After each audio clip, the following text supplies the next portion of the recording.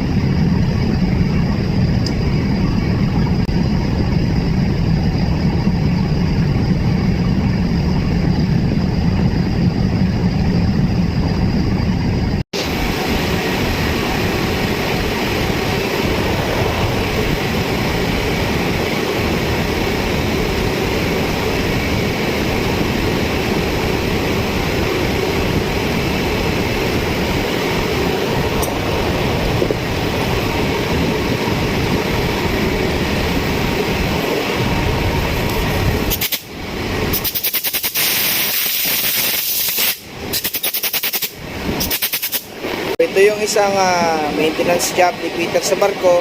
Ikaw walang ganong trabaho at operation, hindi pwede mag-welding. So isa to, pagka may mga sira yung ating hydraulic door closer, isa to sa ina-adjust. So ituturo ko sa inyo kung hindi kayo pamilyar. Ito yung adjuster, dalawang adjusting valve.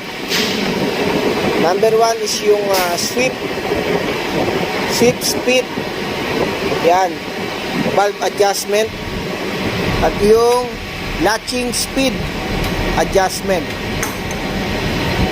So ito, hindi ko pa ito ginagalaw. Pinalitan ko na ito ng loop oil ngayon.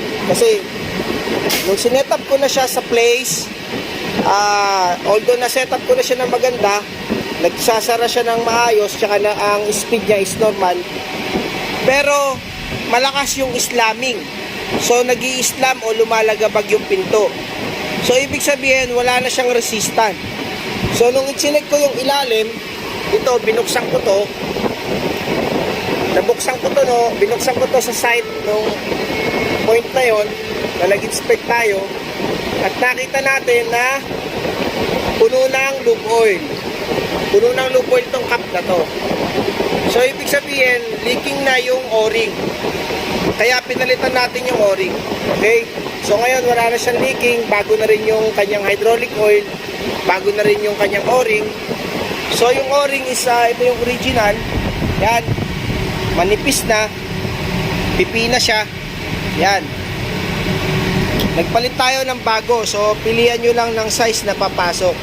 So ako meron ako na fit siya. At nagsisil na maganda. So ngayon turo ko sa inyo, pagka ganyan lang kabilis siya, masyadong mabilis, pwede nyong i-adjust yan. Dito tayo sa latching speed. 3 ikot, tignan nyo yung magbabago. Ayan o. Napasin nyo, medyo bumagal siya. Yun. Ngayon, i-install natin to. Dagdagan ko pa ng 2 ikot. Makita nyo na mas babagal siya. Ayan, oh. bagal niya ngayon. Diba? Nakita niyo kung paano ko in-adjust. So, ganun lang. Sa mga wala pang idea at bago sa pagbabarko, ganyan lang yung pagme-maintenance ng mga hydraulic closer door. Okay? Hydraulic closer door. So, yan. Masyado siya mabagal ngayon. Yan. Sobrang bagal niya, no? Luluwagan ko yung ating hatch speed. Pasinin ninyo. Ayan, oh, bibilis siya. Okay? So, din lang kayo mag-a-adjust. Tatlong valvula lang yan. Tatlong adjustment valve yan. Ito yung hatching speed. Ito yung sweep speed. Yung iba, meron siyang back check valve adjustment. Back check valve. Ang trabaho nun is ilimit niya yung opening. Pagka binuksan niyo yung pintuan, 90 degrees hanggang 90 degrees lang. Kung 85, 80 degrees, ganon, 45 degrees, hindi nyo na siya mabubuksan ng sagad doon. Masisira yung ating hydraulic closer unit. Pagka pinilit nyo doon, sa lagpas sa limit niya. Back check, valve adjustment ang tawag doon. Ito yung ating ina-adjust ngayon is hatch speed. Yan o. Oh. Pagka aking sinagad ng konti, dalawa, sobrang bagal. Ayan o. Pero kung dadagdagan ko, bibilis yan. Dalawa, ayan o. Diba? So, yun lang. Diyan lang kayo mag-a-adjust sa dalawa na yan. Hatch speed, sweep speed. Okay? Yung iba, may isa pang valvula, isa pang valve. Yun ay back check valve. Okay? Keep safe mga kabakal. Install ko na to. Alright.